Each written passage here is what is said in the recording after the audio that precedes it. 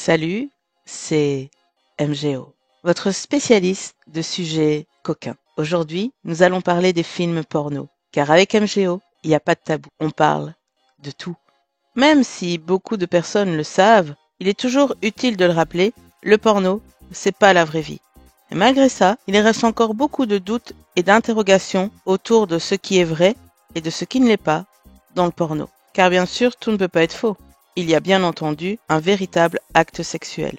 Alors, comment s'y retrouver? Tout d'abord, la taille du pénis. Mythe ou réalité? Dans la plupart des films pour adultes, les hommes ont un pénis de grande taille. Et c'est normal. C'est pour ça qu'ils ont été choisis. C'est l'un, voire le critère de sélection. Le plus souvent, les producteurs cherchent des hommes qui ont un pénis de plus de 19-20 cm de longueur. Pour rappel, cela représente plus ou moins 1% des hommes parce que la taille moyenne est de 13,5-14 cm. De plus, les angles choisis font en sorte que le pénis paraisse beaucoup plus gros. Les acteurs porno ne représentent donc pas la vraie vie sexuelle.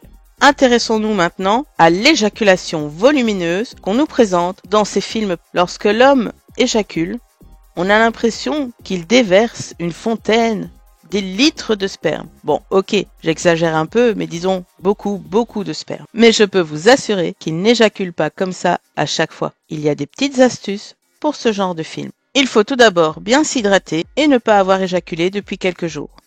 Ben oui, il faut bien se constituer une petite réserve. Et certains acteurs utilisent même encore une autre astuce. Ils vont jusqu'à s'injecter un liquide blanc dans l'urètre pour donner une propulsion plus importante et une quantité plus importante de sperme. Du coup, on a l'impression dans les films porno que les femmes prennent du plaisir du début jusqu'à la fin. Mais non, c'est faux. C'est bien entendu un rôle qu'elles jouent et qu'elles se donnent. Dans la vraie vie, il y a toujours des moments où l'excitation retombe un peu et puis elle reprend. C'est normal. La femme peut même avoir quelques douleurs parce qu'il faut bien se rendre compte qu'un plaisir du début jusqu'à la fin, quoi que fasse le partenaire, ça n'existe pas. Et ceux qui prétendent le contraire sont de gros machos. Dans les films porno, on retrouve beaucoup de positions différentes de la vie de tous les jours. Et ce n'est pas parce que ces positions donnent du plaisir que les acteurs les réalisent. Non, ils ne sont pas là pour prendre un moment de plaisir, mais juste pour accomplir une mission.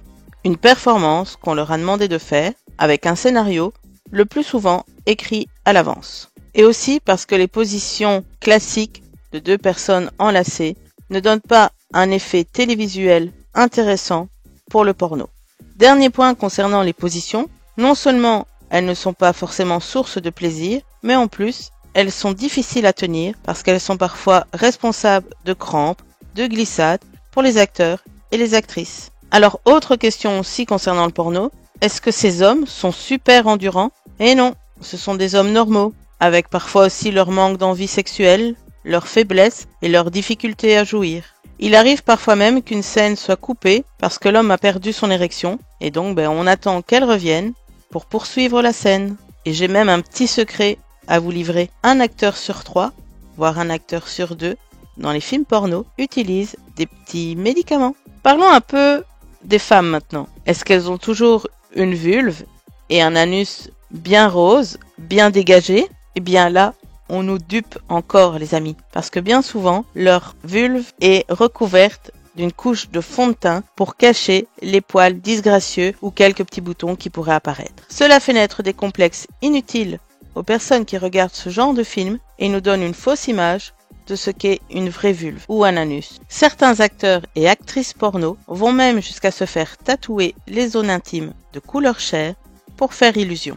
Voilà, vous en savez maintenant un peu plus sur les films porno. Et si vous aimez regarder ce genre de film, n'oubliez pas, ça reste un film. C'était MGO. Je vous fais des gros bisous. Ciao ciao. Yop yop yop. Je vous rappelle que j'ai un Tipeee. Donc si vous désirez me soutenir et me verser un petit don, ça fait toujours plaisir. Merci. Vous trouverez le lien en description.